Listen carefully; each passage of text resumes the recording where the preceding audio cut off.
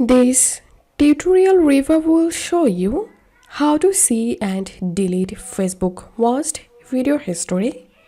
On your Facebook, you can easily find out those videos you watched before and you can easily delete them. So open your Facebook and tap on your profile menu and tap on Settings and Privacy.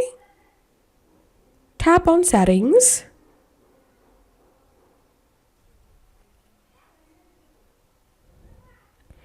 And here, scroll down and tap on Activity Log. Scroll down all the way to the bottom. Here you'll find these logged actions and other activity. So tap on View Logged Actions. Tap on Filters, Categories, and select video you have watched. And then here you will get the list of videos you watched on Facebook.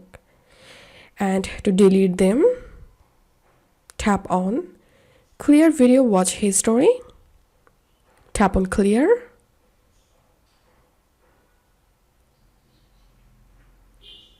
And it may take some time to clear your watched video history. So that's it. If you find this video helpful, make sure to subscribe Tutorial River. See you in the next video.